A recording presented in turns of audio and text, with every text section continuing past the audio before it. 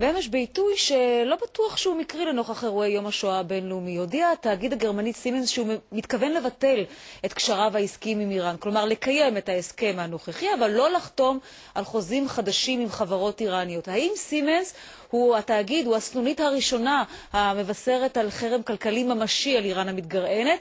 ועל היקף העסקים בין גרמניה לאיראן אנחנו רוצים להרחיב עכשיו בעזרתך עורך הדין עמוס חכמון, חבר לשכת המסחר ישראל-גרמניה, ועכשיו איתנו באולפן תל אביב. ערב טוב לך.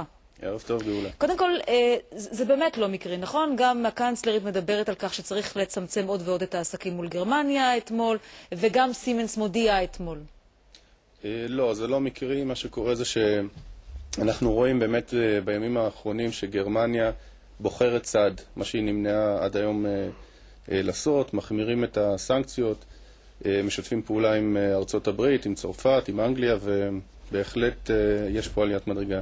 מה זאת אומרת גרמניה? גרמניה רשמית, ואז היא כופה על חברות פרטיות אצלה לנתק עוד ועוד קשרים עם איראן, עם חברות באיראן?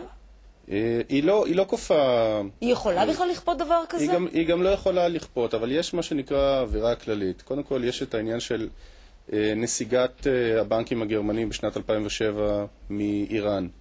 הבנקים העיקריים, הדרזנר בנק, המרץ בנק והדויטשה בנק, מ-2007 הפסיקו לממן עסקאות חדשות, וזה אחרי שהייתה להם פעילות במקום. למה? כי זה כבר לא פוליטיקלי קורקט לנהל עסקים מול איראן? זה לא נראה טוב כי איראן יכולה להיות פעם גרמניה של אז? אני לא יודע אם זה עד כדי כך עמוק. מבחינת הממשל כן, מבחינת החברות זה יותר עניין של פשוט נהיה יותר קשה לעבוד מול איראן. יש את חוקי הייצוא האמריקאים שמגבילים את הסחר הן במידע והן בטכנולוגיה, וזה פשוט נהיה מאוד קשה. יש פרשה של סימנס שלמעשה גילו שהם העבירו איזשהם חלקים שהמכס הגרמני זיהה אותם ככאלה שעשויים להיות אסורים לייצור, ונראה שפשוט לא שווה לסימנס עם העסקים הבינלאומיים שלה להתחבר לאיראן. על איזה היקף עסקים אנחנו מדברים עד כה של סימנס מול איראן? סימנס היא פרטנר בהיקף של כ10% מסך היבוא האיראני מגרמניה. אנחנו מדברים על כסף רב. לא כל כך. האמת היא שבסדרי גודל שלהם זה לא כל כך. זה לא מאות מיליוני דולרים? כ0.5 מיליארד יורו. אוקיי, נשמע הרבה מכאן, והם מוותרים על זה. ממשלת גרמניה נותנת להם משהו בתמורה, נותנת להם להבין שלהגיד אולי במכרזים או במקומות אחרים תהיה להם עדיפות בגלל שהם מנתקים את היחסים עם איראן?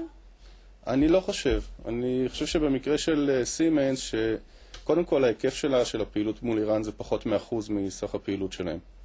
והייתה להם פרשה במדינת קליפורניה, שבעצם אמרה שבמידה והם ימשיכו לעבוד עם האיראנים, אז יבוטל להם פרויקט די גדול, שהוא די בעל משמעות ובעל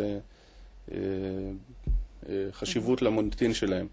הפעילות שלהם בארצות הברית ובמדינות האחרות היא משמעותית יותר, והם עשו בחירה עסקית. וכאשר זו עומדה בספק או בסימן שלה, הם עשו את הבחירה שלהם. אתה חושב שעוד חברות בגרמניה, במקומות אחרים אולי באירופה, יעשו את אחד ועוד אחד, ויגיעו למסקנה שלא משתלם להם, כי הם עלולים להפסיד עסקאות במקומות אחרים, לאו דווקא בשל אהבת ישראל או למידת לקח כלשהו?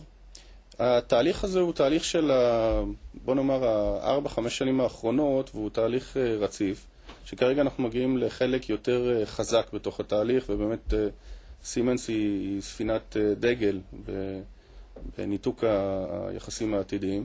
צריך לזכור שזה יחסים של קרוב ל-40 שנה של פעילות עסקית משותפת. אגב, כשאנחנו מדברים על פעילות עסקית משותפת, אנחנו מדברים על פעילות של אזרחים מול אזרחים, ובסופו של דבר הפעילות העסקית הזאת, כשמדובר בחברות כמו סימנס, בעצם משמנת את מכונת הגרעין האיראנית.